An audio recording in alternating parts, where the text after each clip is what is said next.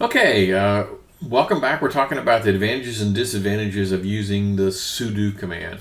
There's only one real disadvantage, and quite frankly, it really isn't a disadvantage, in that if a person who's in the admin group or the sudo group, if that person's account got broken, well then whoever cracked the password could have access to the entire system. In other words, how about this?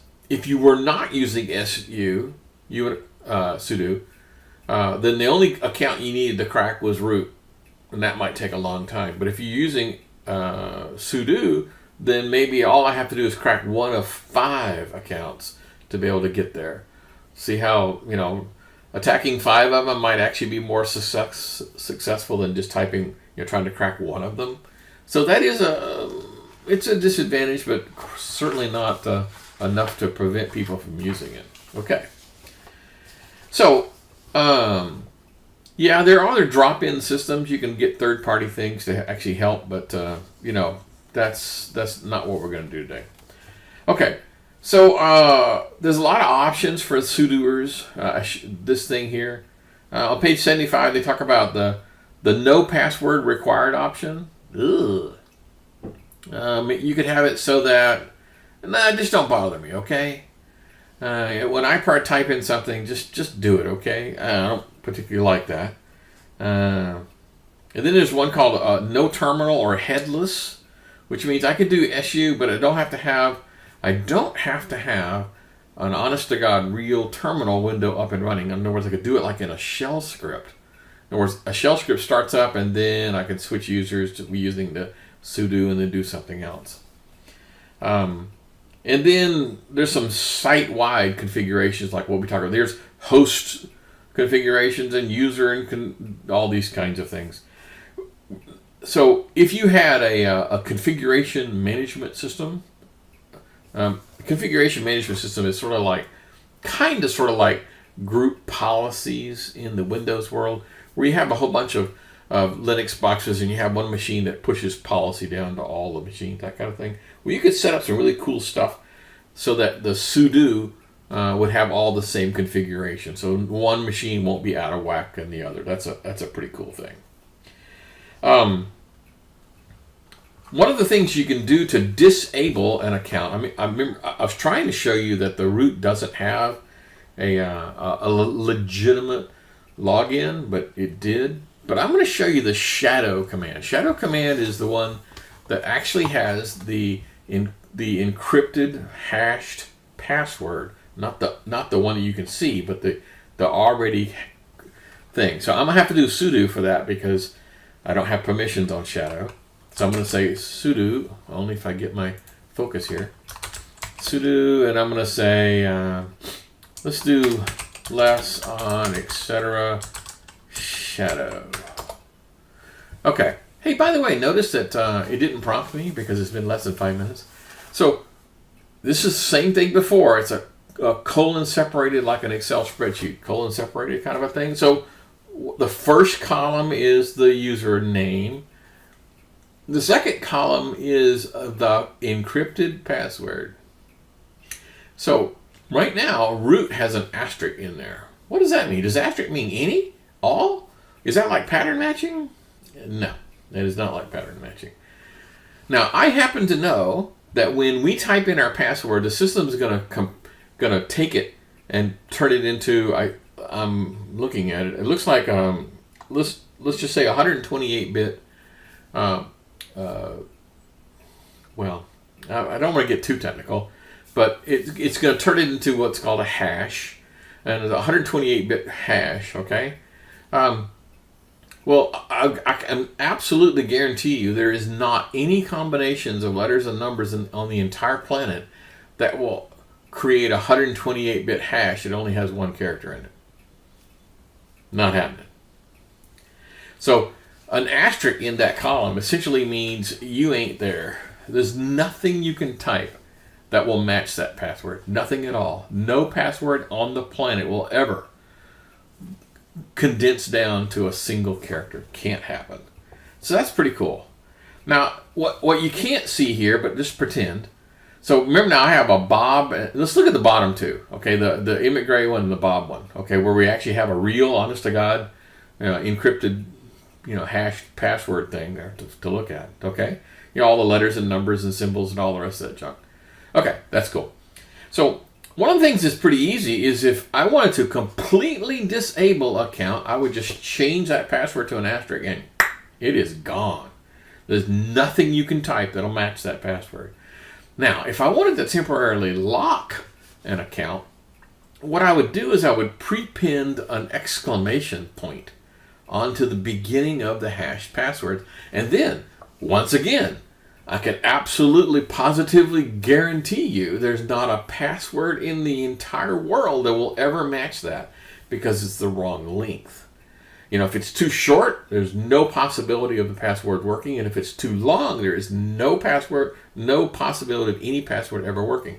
So if I wanted to temporarily disable an account and then come back and enable the account, all I have to do is just add a symbol. It doesn't even matter what it is. I can add a Q or a Z. It doesn't matter, but they chose exclamation point.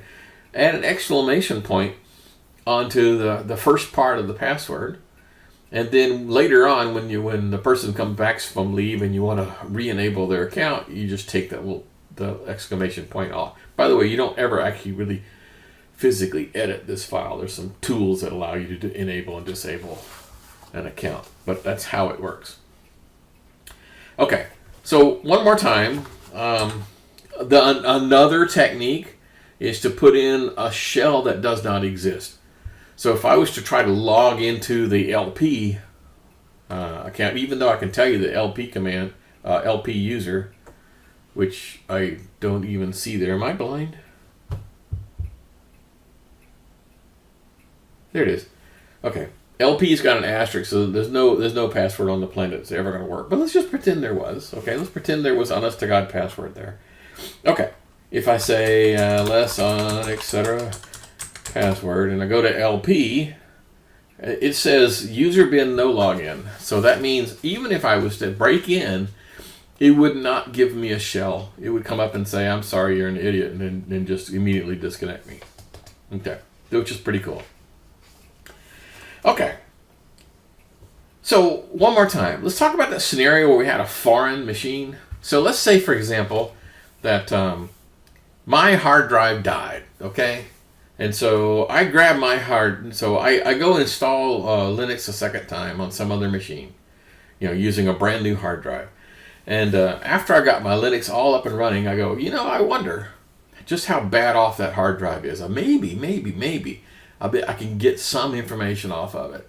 And so I take the hard drive out of the old system and then plug it into the new system and mount that file system. So even though I had an Emmett Gray account over here on the broken system, and I have an Emmett Gray over here in this system, and they both have the same user IDs, maybe that's a coincidence, maybe not.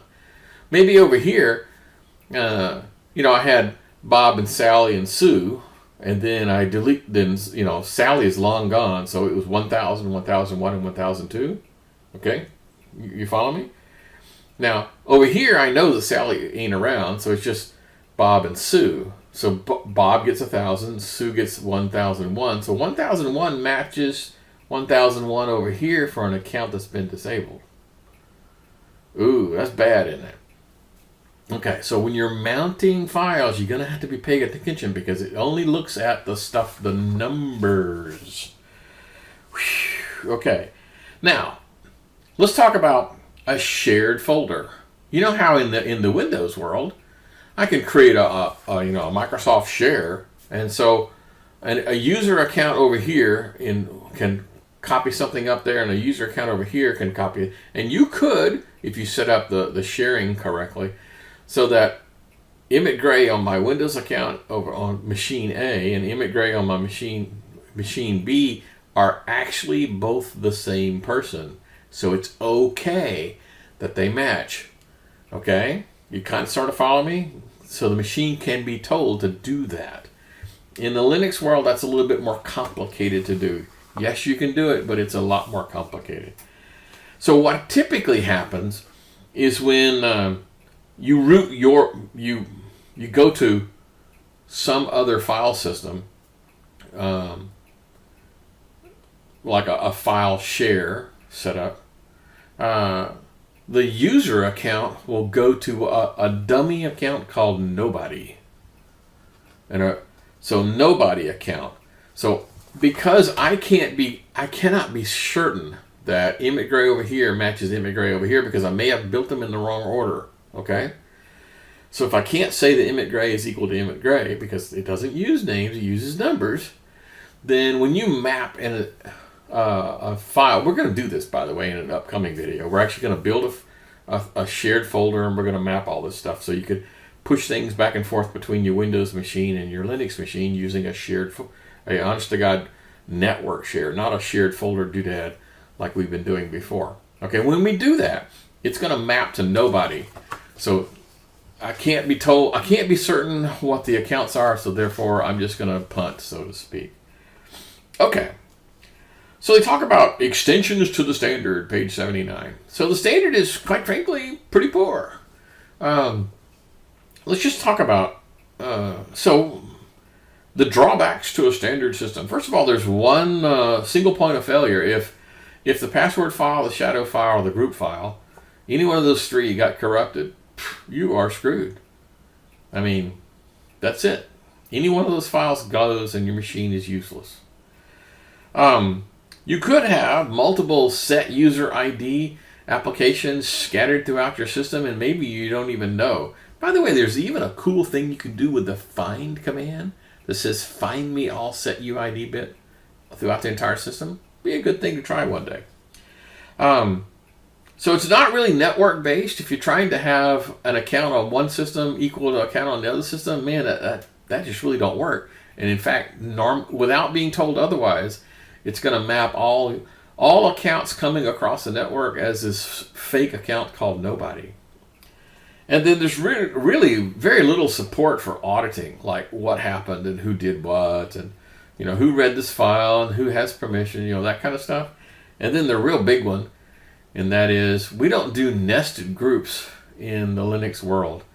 So if I wanted, normally you'd have like a sales and engineering group, and underneath that would be a sales group and an engineering group, because you could nest two groups under a group. You can do that in Windows, but not here. In here, I would actually have to create a sales group, an engineering group, and then a third sales and engineering group, and then copy the sales people into here and the engineering people into here. Now that's not good, because when somebody leaves this engineering group, I need to go find every place where they had a group membership, take them out of the engineering group and the combo group, which I called sales engineering. So it's not smart, is it? Right? I have to go through and find and destroy all versions of somebody's user account and groups. So it's kind of a pain. So consequently, Linux came up with this pluggable authentication modules, PAM. Of course they're going to have an acronym. And it basically talks about some sort of a single sign-on.